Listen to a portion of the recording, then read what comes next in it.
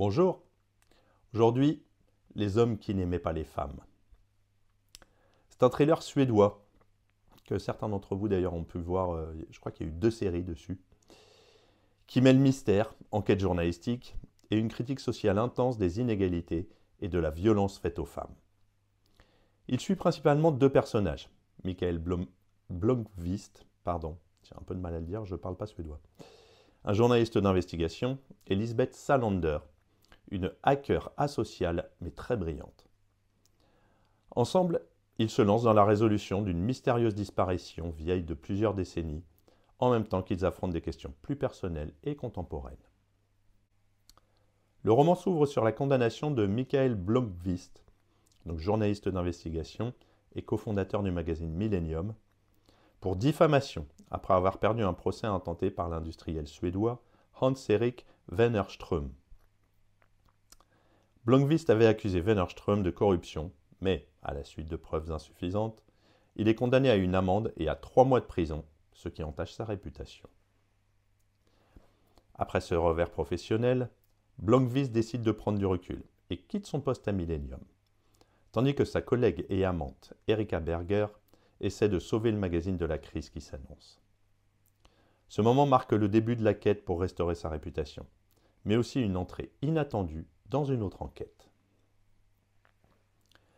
Blomqvist est alors contacté par Henrik Wanger, un industriel octogénaire et membre de l'influente famille Wanger. Henrik lui propose un travail peu conventionnel. Enquêter sur la disparition de sa nièce, Harriet Wanger, qui a eu lieu plus de 40 ans auparavant, en 1966, alors qu'elle avait 16 ans. Malgré des recherches intensives, personne n'a jamais retrouvé Harriet, et son oncle est convaincu qu'elle a été assassinée par un membre de leur famille. Chaque année, Henrik reçoit une fleur pressée, un cadeau qu'Harriet lui offrait autrefois, ce qui le pousse à croire que quelqu'un se moque de lui.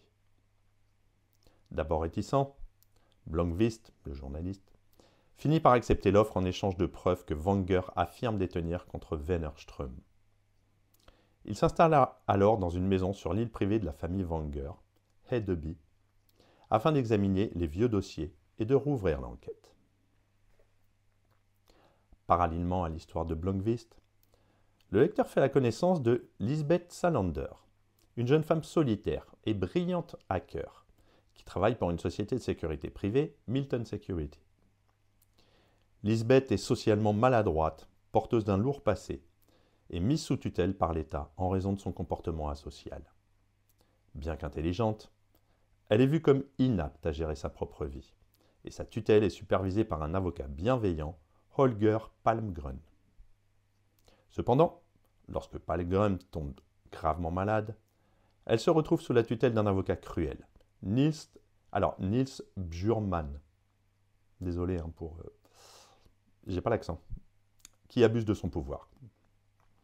Ce dernier viole Lisbeth, mais elle finit par se venger en enregistrant l'acte et en le soumettant à son propre chantage. Grâce à cela, elle reprend le contrôle de sa vie et peut poursuivre ses activités. Blomqvist plonge dans l'histoire compliquée de la famille Wanger et se rend vite compte que presque tous ses membres semblent avoir des secrets.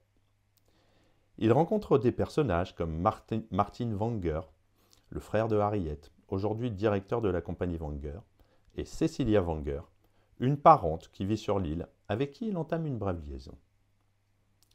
Malgré ses efforts, Blomqvist piétine dans son enquête jusqu'à ce qu'il obtienne l'aide inattendue de Lisbeth. Grâce à ses compétences en informatique, elle est capable de pirater les bases de données et de trouver des indices que personne n'avait remarqués jusqu'à présent. Les 2 protagonistes commencent alors à collaborer pour résoudre le mystère. Au fur et à mesure que Blomqvist et Salander enquêtent, ils découvrent une série de meurtres horribles commis à travers la Suède au cours des dernières décennies. Ces meurtres suivent un modèle biblique, et plusieurs des victimes sont des femmes juives. Cela amène Blomqvist et Salander à penser que Harriet avait découvert quelque chose sur ces crimes avant sa disparition, ce qui l'aurait conduite à être éliminée. Leurs recherches révèlent finalement que les crimes ont été perpétrés par Martin Wanger, le frère d'Harriet, qui avaient pris le relais de leur père, un meurtrier et nazi. Martin a continué cette tradition familiale en tuant et torturant des femmes pendant des années. Cependant, la véritable surprise est qu'Harriet n'a pas été tuée par son frère. Lorsque Blomqvist confronte Martin Wenger, ce dernier tente de l'assassiner, mais Lisbeth intervient à temps pour le sauver. Martin s'enfuit en voiture, mais il meurt dans un accident peu après. La résolution de cette partie de l'affaire laisse encore une question en suspens. Qu'est-il vraiment arrivé à Harriet? Blomqvist et Salander découvrent finalement qu'Harriet est toujours vivante. Elle avait fui la Suède après avoir tué son père pour échapper à ses abus. Elle avait été aidée par une famille à l'étranger et vivait sous une fausse identité en Australie. Elle est finalement réunie avec Henrik Wenger et le mystère de la disparition est résolu. Avec l'affaire Harriet Wenger résolue, Blomqvist peut enfin se concentrer sur sa vengeance contre Hans-Erik Wennerström. Grâce à l'aide de Salander, qui parvient à pirater les comptes de Wennerström, Blomqvist découvre des preuves de fraude financière à grande échelle. Il publie un exposé dévastateur dans Millennium, entraînant la chute de Wennerström et restaurant sa propre réputation.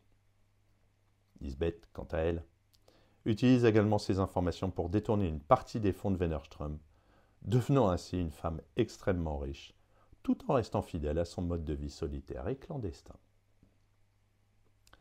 Le roman se termine avec Blomqvist et Salander allant chacun de leur côté.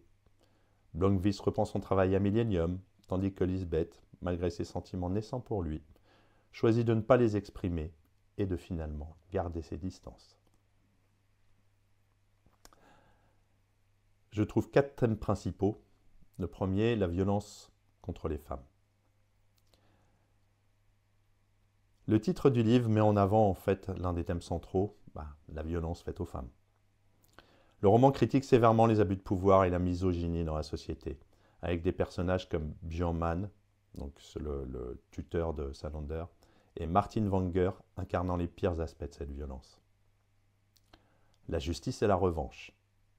À travers les personnages de Blomqvist et Salander, le roman explore les notions de justice et de revanche.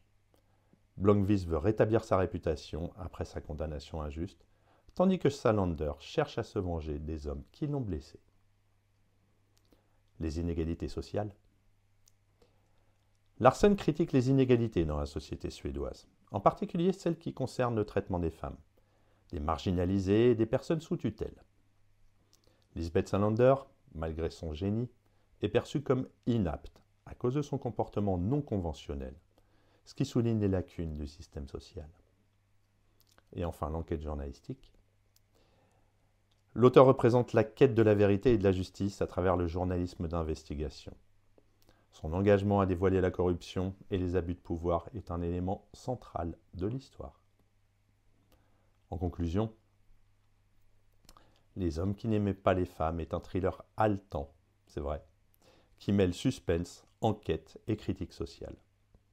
Avec ses personnages mémorables comme Lisbeth Salander, son intrigue complexe et ses thèmes percutants, le roman transcende le genre policier pour devenir une réflexion sur la justice, le pouvoir et la lutte contre les inégalités. À bientôt.